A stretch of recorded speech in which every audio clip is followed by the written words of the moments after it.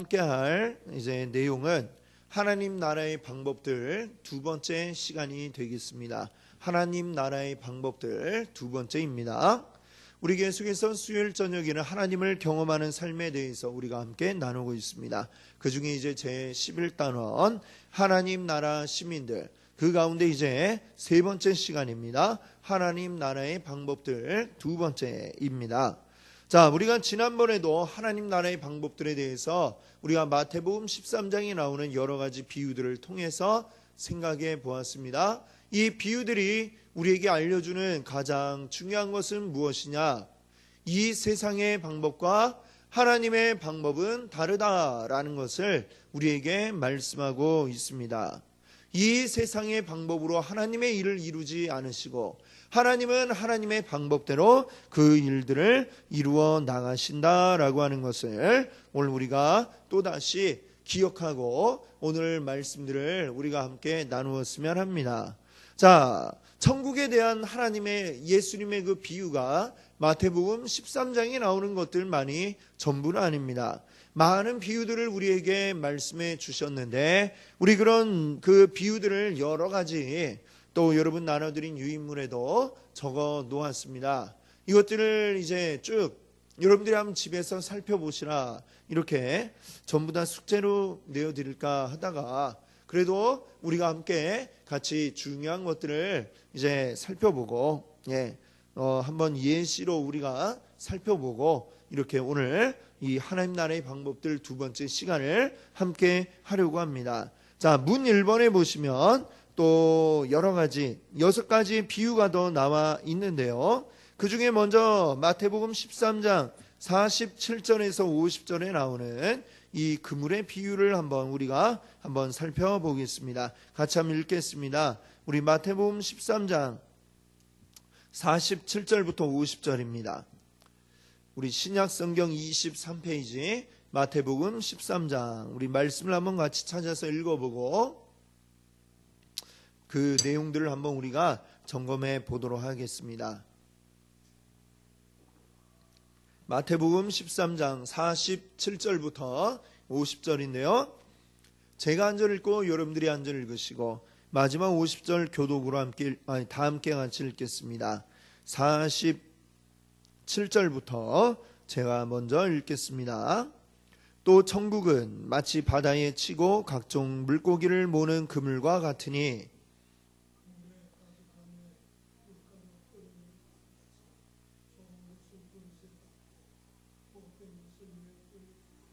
세상 끝에도 이러하리라. 천사들이 와서 의인 중에서 악인을 갈라내어 함께합니다. 풀무불에 던져 넣으리니 거기서 울며 이를 갈리라. 아멘. 자, 이 그물에 대한 이제 비유인데요. 이 비유는 그 13장 앞에 나와 있는 알곡과 가라지 비유와 이제 굉장히 유사한 그런 내용을 담고 있습니다. 자, 천국은 마치 바다에 치고 물고기를 모으는 그물과 같다. 그물을 치고 물고기를 쭉 잡으면 어떻게 되겠습니까? 그 가운데에 만약에 무슨 고등어 잡이 어선이다 하면 그물을 치면 고등어만 이렇게 싹 골라갖고 그물에 잡힙니까? 그렇지 않죠. 각종 물고기들이 함께 있다가 같이 딸려 올라오게 되는 것이죠. 자, 그럼 그 중에 또 괜찮은 물고기도 있겠지만 그 외에 여러 가지 필요 없는 물고기들도 굉장히 많이 있습니다. 요즘엔 우리나라 근해에 해파리들이 또 굉장히 많이 번식을 한다고 그러죠. 여름철엔 해파리 때문에 그 조업을 하기 힘들 정도다 하는데 그물을 한번 내리면 이놈의 해파리들이 너무 많이 나오는 것이죠. 자, 그러면 어떻게 하겠습니까? 그것들을 다 그물에 모아다가 어떻게 하죠? 다 분류를 이제 하게 되죠. 쓸만한 거, 필요 없는 거 분류를 해서 필요 없는 거는 그냥 내어 버리게 된다라고 하는 것입니다. 자, 이것이 무엇입니까? 심판의 때가 있다라고 하는 것이죠. 지금은 같은 그물 안에 다 함께 있습니다. 마치 그 한 밭 안에 알곡과 가라지가 존재하고 있는 것처럼. 그러나 때가 되면 하나님의 심판의 날이 오게 되면 그때에는 알곡과 가라지를 가려 분류하듯이 이 그물 안에서 또 쓸만한 물고기 그리고 필요 없는 물고기를 분류해서 필요 없는 것들은 다 내어버리는 그때가 온다라고 이렇게 말씀하고 있습니다. 그리고 이 심판의 때에 의인과 악인을 구분하는 것은 누구인가? 그 그물에 잡힌 물고기들을 쓸만한 것, 쓸 수 없는 것으로 분류하는 그 어부가 누구인가? 자, 이 성경에서는 바로 하나님이 그 분류를 하실 것이다 라고 이렇게 말씀하고 있는 것입니다. 자, 우리 조금 뒤로 넘겨서 마태복음 18장 말씀도 한번 보겠습니다. 마태복음 13장에 나오는 비유죠. 23절부터 35절까지 말씀입니다. 자, 용서할 줄 모르는 그 종의 비유가 되겠는데요. 같이 한번 우리 23절부터 제가 한 절 그리고 여러분들이 한 절 교독으로 읽어보겠습니다. 마지막 절을 함께 하겠습니다. 23절부터 읽습니다. 그러므로 천국은 그 종들과 결산하려 하던 어떤 임금과 같으니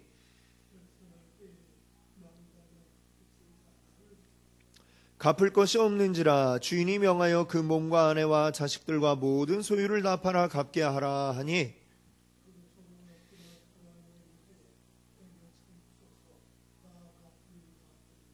그 종의 주인이 불쌍히 여겨 놓아 보내며 그 빚을 탕감하여 주었더니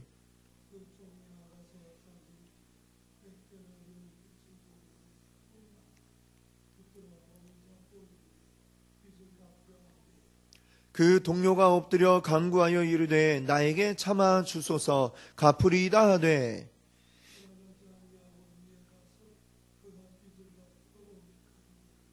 그 동료들이 그것을 보고 몹시 딱하게 여겨 주인에게 가서 그 일을 다 알리니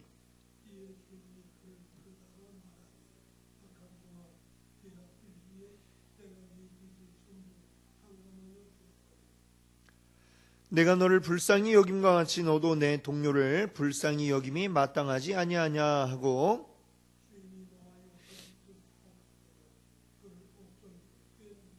함께합니다. 너희가 각각 마음으로부터 형제를 용서하지 아니하면 나의 하늘 아버지께서도 너희에게 이와 같이 하시리라. 아멘. 자, 여기 나오는 그 천국에 관한 진리를 우리가 생각해 보겠습니다. 자, 여기에 나오는 그 용서할 줄 모르는 종, 그 사람은 처음에 얼마의 빚을 졌습니까? 10,000달란트 빚졌다라고 이렇게 이야기합니다. 10,000달란트라고 한다면 이 금액은 개인이 도저히 갚을 수 없는 어마어마한 양의 금액이다. 이렇게 우리가 생각하면 되겠습니다. 이게 뭐 요즘 돈으로 얼마냐 따지기보다 하여튼 개인이 갚을 수 없는 도저히 갚을 수 없는 엄청난 금액의 양이다. 이렇게 이야기할 수 있겠죠. 근데 그가 왕에게 빚을 졌습니다. 그 어마어마한 금액을요. 근데 왕이 그것을 용서를 해줬습니다. 이 10,000달란트 빚진 자를 용서해주고 탕감을 해줬습니다. 어차피 너를 감옥에 가둔들 네가 어떻게 갚겠나 생각을 하고 그냥 아예 탕감을 해주었죠. 자, 근데 그가 집으로 돌아가던 길에 또 그에게 빚진 한 사람을 만나게 되는데 그는 얼마를 빚졌습니까? 100데나리온. 한 데나리온이 그 당시에 하루 일당이 한 데나리온이니까 100일 일할 정도의 금액. 그럼 약 보통 사람으로 치면 약 석 달치 이제 월급 정도에 해당하는 금액이죠. 물론 석 달 월급에 해당하는 금액 작은 돈은 아니지만 10,000달란트에 비하면은 충분히 갚을 수 있는 아주 작은 금액이다. 이렇게 이야기할 수 있겠죠. 어마어마한 큰 용서를 받은 이 사람이 어떻게 했습니까? 그 100데나리온 빚진 사람은 왜 안 갚느냐 라면서 바로 멱살 잡고 끌고 간 거죠. 그래갖고 감옥에 가두었다라고 하는 것입니다. 자, 이 이야기를 그 왕이 들었습니다. 나는 네가 도저히 갚을 수 없을 만큼의 많은 돈도 용서해 주었거늘 너는 겨우 100데나리온도 용서해 주지 못하느냐라고 하면서 너도 똑같이 감옥에서 이제 썩어봐라 하면서 이제 감옥에 쳐넣게 되는 것으로 이 비유가 끝을 맺게 됩니다. 여기서 10,000달란트 빚진 사람, 이게 누구냐? 사실은 우리 모두가 다 이 10,000달란트 빚진 사람이다 라고 하는 것이죠. 우리가 도저히 하나님께 용서받을 수 없는 우리의 이 큰 죄를 다 하나님 앞에 용서받았음을 우리가 기억해야 되겠습니다. 그러면 100데나리온 빚진 자들은 누구입니까? 우리가 살면서 우리가 부닥치면서 나에게 때로는 잘못하고 나에게 용서받을 짓을 내가 용서해 주지 않으면 안 되는 죄를 지은 사람들, 그런 사람들이 우리에게 많이 있습니다. 사람이 살다 보면 누군가가 나에게 잘못할 뿐만 아니라 나도 누군가에게 또 잘못을 하게 되겠죠. 자, 화가 나고 정말 이렇게 우라통이 치밀어 오르는 그런 일들도 있을 것입니다. 그러나 그것도 하나님이 나를 용서해 주신 것에 비한다면, 거기에 비한다면 너무나도 작은 것이다 라고 우리가 알 수 있는 것이죠. 하나님이 우리를 용서해 주신 게 10,000달란트라고 한다면 우리가 다른 사람을 용서해 줘야 할 그만큼은 겨우 100데나리온에 불과하다라고 예수님은 말씀하고 계십니다. 자, 우리 성도들과 우리 교회 안에서 우리가 누군가가 우리에게 잘못을 저질렀을 때에 그것을 용서해 주는 게 어려운가? 물론 어렵지요. 어렵지 않으면 용서하라고 이렇게 이야기하지도 않겠죠. 너무나 어려운 일입니다. 쉽지 않은 일입니다. 그러나 그때에 우리는 무엇을 생각해야 되느냐? 하나님이 우리를 어떻게 용서해 주셨는지, 하나님이 우리를 용서하기 위해서 무엇을 우리에게 주셨는가? 바로 예수 그리스도까지, 독생자 예수 그리스도까지 우리에게 주셨음을 우리가 기억해야만 할 것입니다. 나도 우리가 거저받았으니 너희도 거저주라, 이 말씀과 같이 우리도 큰 은혜를 입어서 용서를 받았습니다. 그렇다면 우리가 용서하지 못할 것은 아무것도 없다, 이렇게 우리가 생각할 수 있어야 되겠습니다. 그것이 바로 우리 주님이 우리에게 말씀하시는 이 비유의 핵심이 되겠습니다. 아멘. 자, 이제 우리 페이지를 넘겨서, 자, 예수님의 가르침은 하나님 나라에서 살아야 할 원리들로 가득 차 있다, 이렇게 이야기하고 있죠.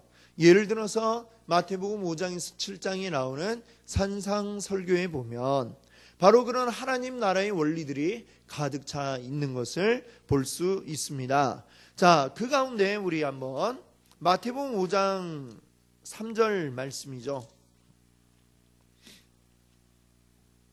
예수님이 그 산에서 말씀하신 첫 번째 설교에 제일 먼저 나오는 팔복, 이 팔복 가운데 첫 번째가 바로 5장 3절인데요. 같이 한번 읽어보겠습니다. 함께 읽겠습니다. 심령이 가난한 자는 복이 있나니 천국이 그들의 것임이요. 아멘. 심령이 가난한 자는 복이 있나니 천국이 그의 것입니다. 자, 이 말씀에서 우리가 깨달을 수 있는 것이 무엇입니까? 우리 심령이 가난하다라는 게 무엇일까요? 가난하다의 반대는 무엇입니까? 풍족하다, 이런 말이 되겠죠. 그럼 심령이 풍족하다라는 건 무엇일까요? 부족함을 모르고 늘 그냥 편안한 그런 상태? 아마 그런 것을 우리가 이렇게 풍족하다, 심령이 풍족한 사람이다, 이렇게 얘기할 수 있겠죠. 그러면 그 반대로 우리가 생각해 보면 심령이 가난하다라는 것은 무엇입니까? 늘 우리 이 마음속에 부족함을 느낀다, 아마 그런 상태라고 우리가 이야기할 수 있겠습니다. 우리 마음 가운데 부족함을 느낀다라는 것은 무엇일까요?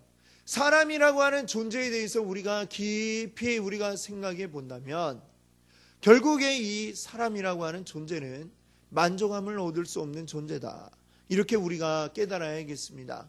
우리가 이 땅 가운데 있는 동안은 우리 하나님 앞에 늘 우리는 부족하고 연약한 자들일 뿐임을 우리가 고백하지 않을 수가 없습니다. 사람이 가장 풍요롭게 아름답게 지냈던 시절이 있었다면 그것은 언제입니까? 아담이 하나님 처음 만드셨을 때에 그 에덴 동산에서 지내던 그 시절이 아마 사람에게는 가장 풍요로운, 그때의 아담도 아마 그 심령이 부유하다, 풍요롭다 이렇게 말할 수 있었을 것 같습니다. 그러나 아담이 에덴 동산에서 쫓겨날 때에 하나님은 아담에게 뭐라 하셨습니까? 내가 열심히 수고하지 않으면 그 땅이 너에게 열매 맺지 아니하리라 이렇게 말씀하셨죠. 자, 열심히 수고하고 애쓰고 해도 그 수고한 만큼의 모든 그 풍족한 열매를 거두기가 어려운 게 바로 우리 사람의 운명이 되어버리고 만 것입니다. 이 땅에 살아가는 우리들에게는 늘 부족함이 있을 수밖에 없습니다. 우리는 늘 연약할 수밖에 없고 우리는 늘 결핍되어 있을 수밖에 없는 이러한 존재들이죠. 오늘날 여러 가지로 정말 풍요롭고 살기 좋아졌다라고 이야기하지만 그 반면에 정신적인 괴로움을 겪는 사람들이 얼마나 많이 있습니까? 정신적으로 오히려 이 풍요로운 세상 가운데서 이것을 누리지 못하고 온전히 이것을 누리지 못하고 정신적인 고통을 겪고 늘 결핍증을 느끼고 힘들어하고 괴로워하는 게 오늘날 현대인들의 모습이 아니겠습니까? 바로 그것이 무엇입니까? 그러나 그 가운데서도 온전히 깨닫지 못하는 자, 절대로 그런 자들은 심령이 가난한 자가 될 수가 없습니다. 내가 이러한 부족한 자임을 깨닫는 것, 그런 자가 바로 심령이 가난한 자라고 말할 수 있는 것이죠. 하나님 앞에 늘 연약하고 부족하고 내가 내 마음대로 계획할지라도 내 뜻대로 되는 일이 없고 오직 하나님이 아니고는 내가 은혜 얻을 길이 없음을 알고 깨닫는 자가 바로 심령이 가난한 자입니다. 그런 자들에게 천국이 그들의 것이다 라고 예수님은 말씀하고 계신 것이죠. 즉 무엇입니까?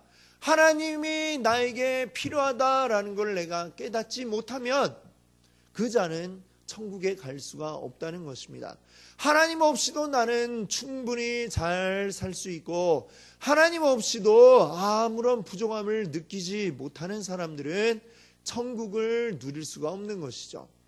이 땅에 아무리 내가 많은 걸 가지고 있고 풍성한 혜택이 있다 할지라도 그러나 그 가운데 하나님의 안 계심으로 인하여 늘 나의 심령이 가난함을 느끼는 자들, 그런 자들만이 천국 백성이 될 수 있다. 오늘 이렇게 예수님은 말씀하여 이 산상설교를 시작하고 계십니다.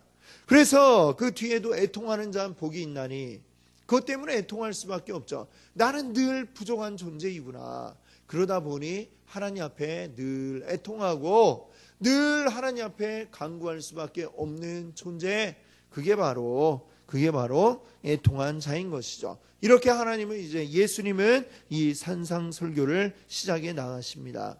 그래서 이 5장부터 7장까지 내용들을 보면서 자, 여기에 나오는 하나님 나라의 원리가 무엇이냐? 자, 맨 앞에 이야기하는 그 원리가 무엇이라 했습니까?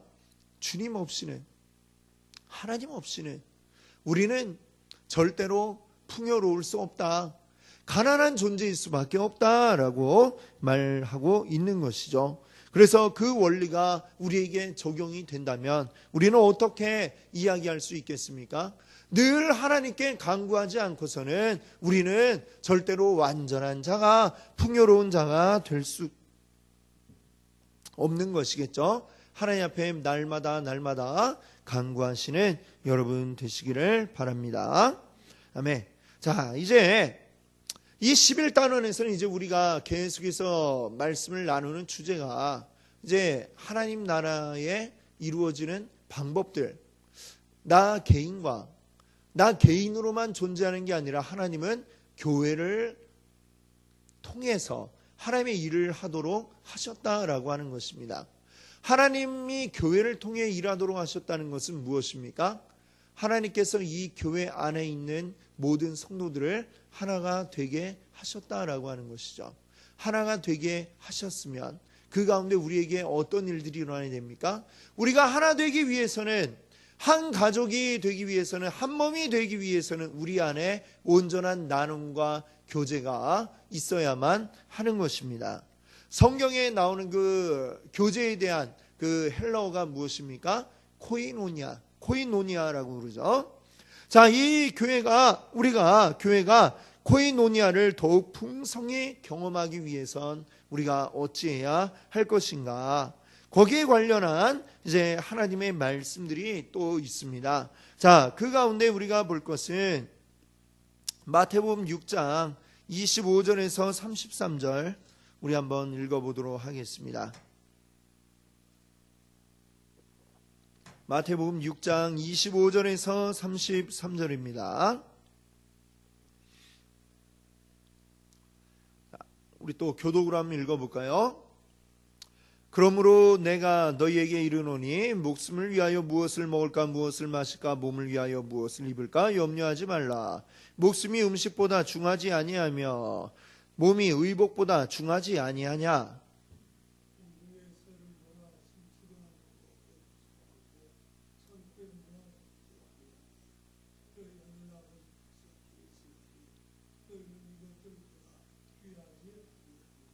너희 중에 누가 염려함으로 그 길을 한 자라도 더할 수 있겠느냐.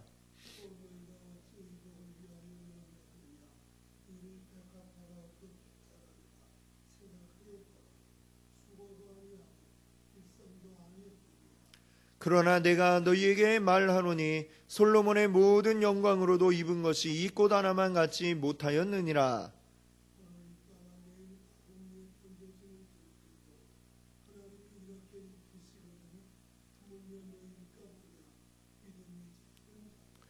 그러므로 염려하여 이르기를 무엇을 먹을까 무엇을 마실까 무엇을 입을까 하지 말라.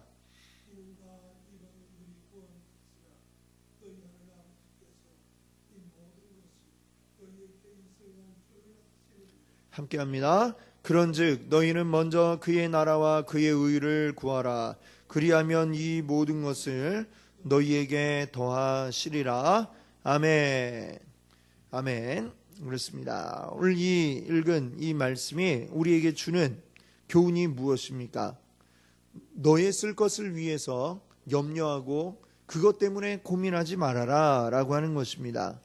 하나님께서 저 공중의 새도 온전히 먹고 살도록 하시며 또 들의 풀도 온전히 잘 피었다가 졌다가 그 가운데 계속해서 피고 지는 이러한 꽃들의 그 대자연의 순환이 이루어지도록 하셨다라는 것입니다. 그러면 하물며 너희일까 보냐? 하물며 너희일까 보냐? 말씀하십니다. 즉 하나님이 아끼고 사랑하시는 하나님의 자녀들이 먹고 사는 데에 그것이 되지 않아 굶어 죽도록 그냥 내버려 두시겠느냐? 자, 하나님이 책임져 주신다는 것이죠. 그러니 너희는 무엇을 하라는 겁니까? 먼저 그의 나라와 그의 의를 구하라 라고 말씀하고 계신 것입니다. 먼저 하나님 나라의 영광을 위하여 하나님 나라 일들을 위하여 수고하고 애쓰라 라고 하는 것입니다. 그리고 그러면 마지막에 이 모든 것을 너희에게 더하시리라. 하나님 나라 영광이 나타나며 이루어지는 가운데 우리의 모든 부족함과 필요한 모든 것들을 하나님이 채우시는 또한 은혜가 우리 가운데 있을 줄 믿습니다. 그러니 우리 안에서도 이 교회 안에서도 우리가 어찌해야 되겠습니까? 교회 안에서도 역시 마찬가지겠죠. 우리 안에 그 안에서 나만 생각하고 그러는 것이 아니라 내 옆에 있는 같은 한 몸을 이룬 믿음의 지체들을 내가 보고 그들을 돌아보고 그들을 섬기며 그들을 위해서 힘써 나간다면 온전히 그 안에서 우리가 한 몸을 이루어 같이 함께 성장해 나갈 수 있을 것이고 그 안에서 하나님 나라 영광을 위해서 우리가 함께 힘을 모은다면 하나님의 놀라운 일들이 우리를 통해 일어나게 될 줄로 믿습니다. 아멘. 이 놀라운 일들을 주님 우리에게 말씀하고 계십니다. 자, 그 뒤에 보면 또 하나 우리도 읽어볼까요? 마태복음 18장 1절부터 4절입니다.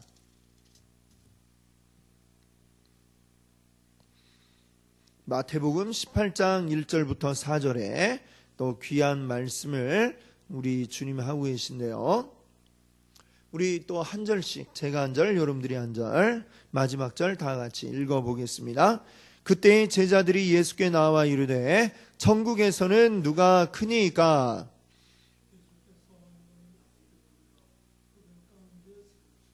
이르시되 진실로 너희에게 이르노니 너희가 돌이켜 어린아이들과 같이 되지 아니하면 결단코 천국에 들어가지 못하리라. 함께합니다. 그러므로 누구든지 이 어린아이와 같이 자기를 낮추는 사람이 천국에서 큰 자니라. 아멘. 네. 이 말씀이 우리에게 주는 너무나도 큰 교훈이 있습니다. 그것은 무엇입니까? 어린아이와 같이 되라. 어린아이들은 사실 모든 사람보다 다 낮은 자가 어린아이들이죠. 예, 다 어른이고 애들은 자기들끼리만 애들이고, 그렇죠? 누구든지 보면은 인사하고 안녕하세요 공손하게 인사 안 하면 왜 이렇게 어린애가 버릇이 없냐 혼나는 게 어린아이들이죠. 즉 어린아이와 같이 되어라. 모든 사람들을 볼 때 자기를 낮추는 자가 되어라 라고 하는 예수님의 말씀입니다. 자, 그런데 이게 나만 이렇게 낮은 자가 되는 게 아니고 우리가 이 공동체 안에서 우리 모두가 다 낮은 자가 되면은 어떻게 될까요? 그러면 내가 낮은 자가 되는 동시에 다른 사람들에게는 높임받는 자가 될 수 있는 것입니다. 그러면 내가 낮아지면 우리 모두가 다 높은 자가 되는 그런 효과가 나타나게 되죠. 근데 어린아이와 같이 스스로 낮아지지 않고 이 세상과 같이 전부 다 높은 사람이 되려고 하면 그러면 어떤 결과가 나타나게 될까요? 내가 다른 사람보다 높아지려고 하면 다른 사람들이 낮아져야 되는데 다른 사람들도 동일하게 자신이 높다라고 생각하면서 남들을 낮게 보고 깔아보는 것입니다. 그러면 어떻게 됩니까? 나는 스스로 높다라고 생각하지만 다른 모든 사람들이 다 나를 낮게 여기고 무시하고 이렇게 되는 것이죠. 그러면 결국 전부 다 높아지려고 하는 그 사회 안에서는 전부 다 낮은 자가 될 수밖에 없다는, 이게 참 하나님 나라의 그런 원리인 것 같습니다.